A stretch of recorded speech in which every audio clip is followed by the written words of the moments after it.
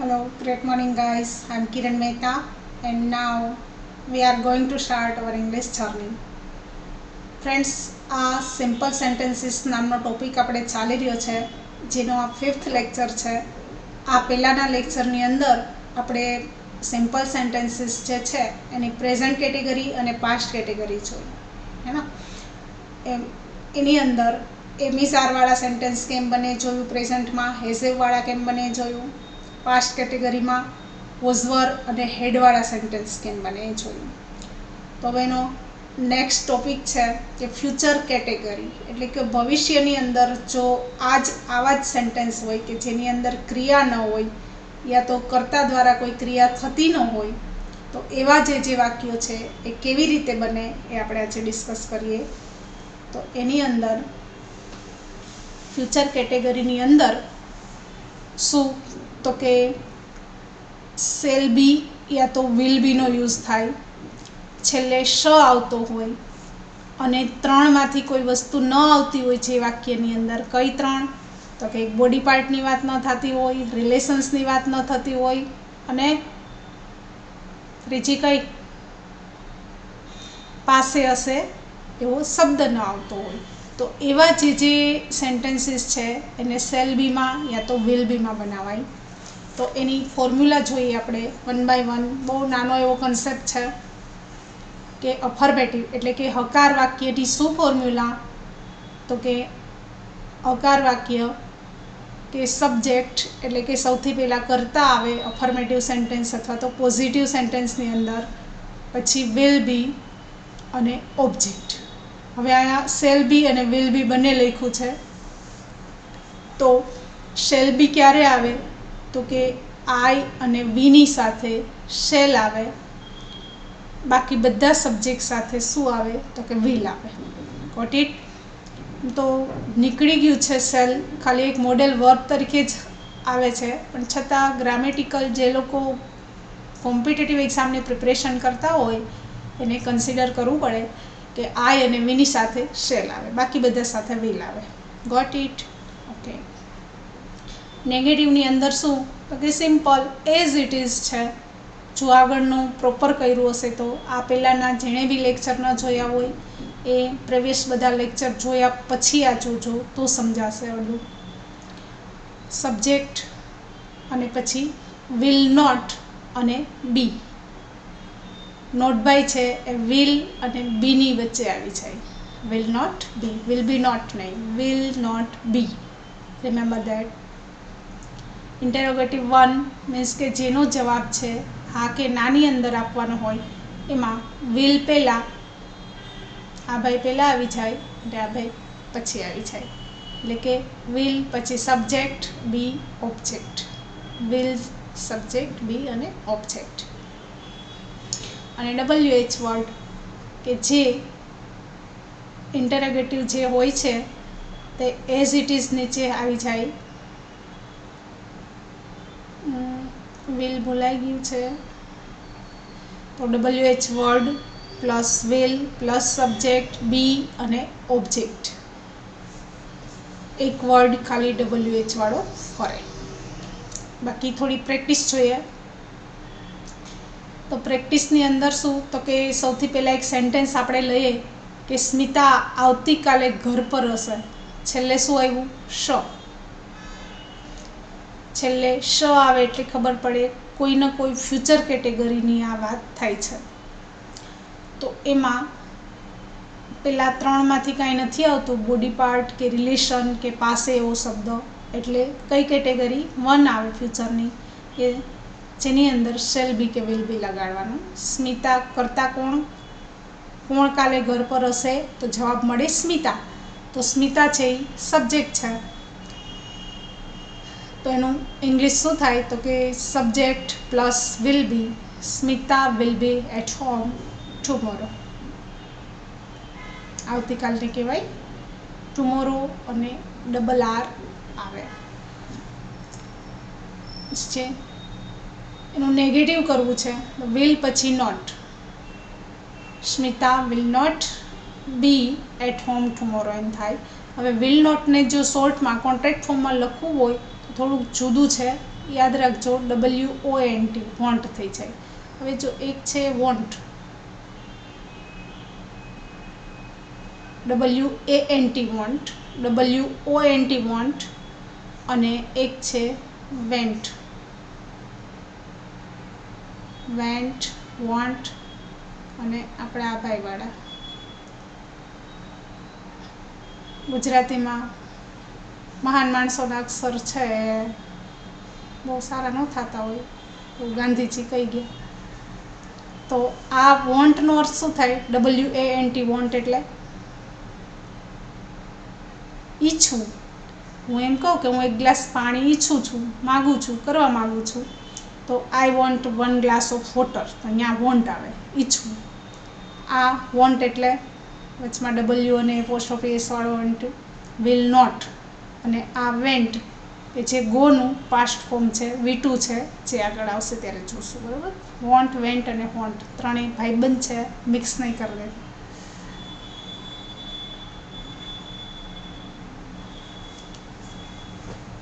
જે as it is કે will આગળ આવી જાય અને સબ્જેક્ટ છે એના પછી આવી જાય, બાકી એમનેમ કે will Smita be at home tomorrow, એનું ગુજરાતી શું થાય?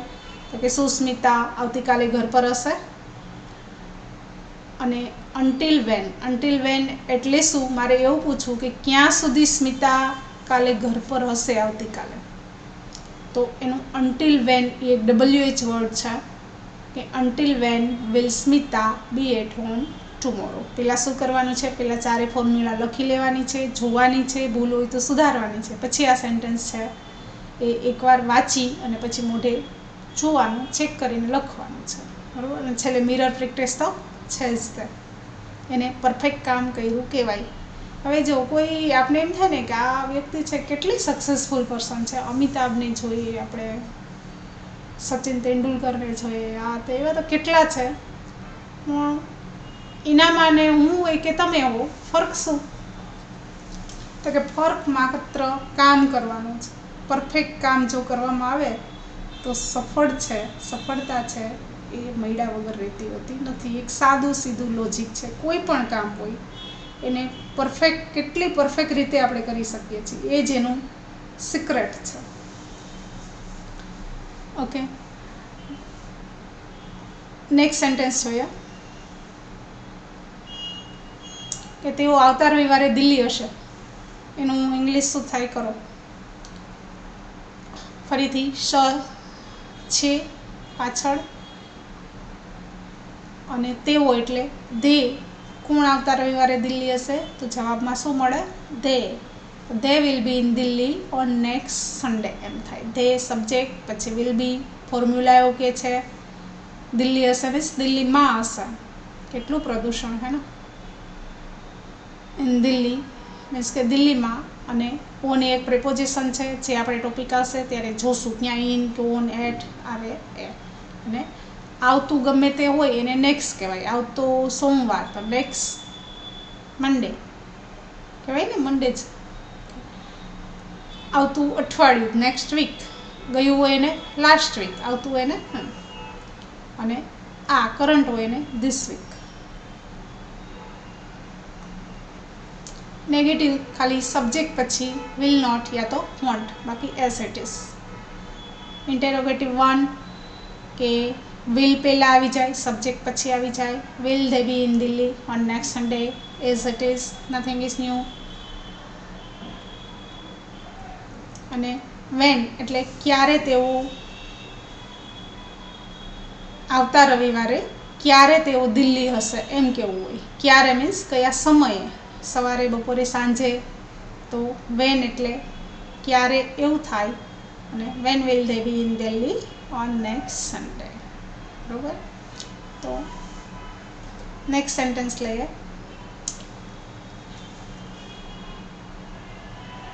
હું આજે સવારે 10 વાગે ક્લાસ પર હોઈશ, એનું મારે ઇંગ્લિશ કરવું છે.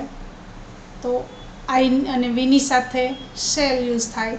તો I shall be in class at 10 AM today. Subject આઈની સાથે shall be, in class at, time આગળ 8 લાગે ઓલવેઝ, અને 10 AM નો અર્થ જ એવો થાય કે સવારે 10 વાગે. AM means morning 10. એમાં સવારે મોર્નિંગ લખવાની જરૂર નથી, ન લખીએ તો બી ચાલે. ટુડે એટલે અચ્છા. એનું નેગેટિવ કરવું છે તો શેલ નોટ લખો યા તો શાંટ લખો. શેલ નોટ યા તો શાંટ. બાકી as it is be in class at 10 AM today.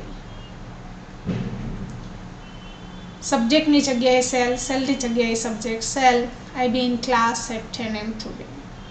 મતલબ શું હું 10 વાગે ક્લાસ પર હોઈશ.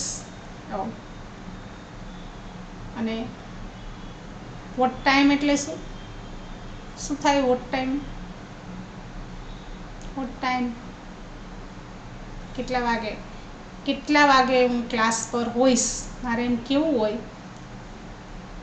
તો 10 વાગે તો કાઢવું જ પડે. WH વર્ડ અને બાકીનું એઝ ઇટ ઇઝ નીચે ઉપરવાળું જે ભાઈ છે નીચે લઈ લેવાના, પણ 10 AM નીકળી જાય. શું કામ? તો કે કેટલા વાગે તો વાગવાની તો કાઢ્યા જ પડે. તો એટ 10 AM નીકળી અને what time shell I be in class today. What it. કે બહુ સિમ્પલ એવો કોન્સેપ્ટ છે. બાકી ફોર્મ્યુલા જોઈને બી તમે કરી શકો. હવે તો આટલું સેલ્ફ પ્રેક્ટિસમાં કરવાનું છે. એ શું આપણે આવતીકાલે જીવતા હશું? હા ભાઈ, કોરોનામાં કાંઈ નોખી નહીં, ગમે ત્યારે ઉડી જાય એવું છે બધા. પણ એક સાદો સીધો એવો રૂલ છે, ખ્યાલ છે તમને? એટ્રેક્શનનો રૂલ ઓફ એટ્રેક્શન એટલે શું? આકર્ષણનો સિદ્ધાંત જેને કહીએ કે જેના ઉપર ધ્યાન દઈએ ને વધે. આપણે બીમાર હોય ને ત્યારે આપણે હકીકતમાં રીલમાં બીમારીના વિચાર આવતા હોય, પણ જો બીમાર હોય ત્યારે તંદુરસ્તીના વિચાર કરીએ ને તો એ વધે. એટલે કે એટ્રેક્શનનો જેમ સૂર્ય પૂર્વમાં ઉગે છે અને પશ્ચિમમાં આથમે છે, એક એવો રૂલ છે, એમ એટ્રેક્શનનો બી એક એ રૂલ છે કે જેના ઉપર ધ્યાન દઈએ એ વધે. કેટલાય કોરોના આગળ પાછળ આટા મારીને નીકળી જાય જો ઇમ્યુનિટી પાવર અને આપણો સેલ્ફ કોન્ફિડન્સ છે એ વધારે હોય તો એવું છે કે શું આપણે આવતીકાલે જીવતા હશું એનું ઇંગ્લિશ કરવું હોય તો તમે કરજો. કયું સેન્ટેન્સ છે? શુંથી સ્ટાર્ટ થાય એટલે ઓલવેઝ યસનો વાળું હોય. કેવી રીતે? ફોર્મ્યુલામાં જોઈ અને ટ્રાય કરવાની છે. જીવતા રહેવાનું શું કહેવાય? અલાઇવ. અલાઇવ મીન્સ જીવતું રહેવું. પછી છે નરેન્દ્ર મોદી આવતી વખતે પણ મુખ્ય પ્રધાન હશે. પ્રધાનમંત્રી હે ને, મુખ્ય પ્રધાન તો હતા બીજા, PM કહેવાય ને, PM. નરેન્દ્ર મોદી આવતી વખતે પણ પ્રધાનમંત્રી હશે. લાઈફ ટાઈમ હોવા જોઈએ કાં આવી વ્યક્તિ તો હોવી જોઈએ. નરેન્દ્ર મોદી નામ છે, વિલ બી આવશે અને મુખ્ય પ્રધાનને PM કહેવાય આવતી વખતે, એટલે નેક્સ્ટ ટાઈમ ભેગું કરજો. નેક્સ્ટ છે રામાયણ હંમેશા શ્રેષ્ઠ ગ્રંથ હશે. હંમેશા શું કહેવાય? ઓલવેઝ. શ્રેષ્ઠને બેસ્ટ અને ગ્રંથને શું કહેવાય એ થોડીક તસદી લેવાની છે. જો ખ્યાલ ન આવે તો જય ગુગલેશ્વરને પૂછવાનું છે અને ભેગું કરજો. ગ્રંથ હશે. આમાં ક્યાંય વબ છે નથી, ક્રિયા વગરના બધા વાક્યો છે અને છેલ્લે શ છે, એટલે કે ફ્યુચરની ફર્સ્ટ કેટેગરી છે આ, કે વિલ બી યા તો શેલ બીમાં સેન્ટેન્સ બને. બસ આટલું જ તે. નેક્સ્ટ લેક્ચરમાં આપણે સેકન્ડ કેટેગરી જોઈશું. બહુ આ નાનો એવો કન્સેપ્ટ છે, ખાલી ફોર્મ્યુલા જોવાની છે, આ સેન્ટેન્સને લખવાના છે એકવાર, અને પછી મિરર પ્રેક્ટિસ એટલે કે અરીસામાં જોઈને બોલવાના છે. એ પછી નેક્સ્ટ લેક્ચર જોજો. So guys, have a nice day.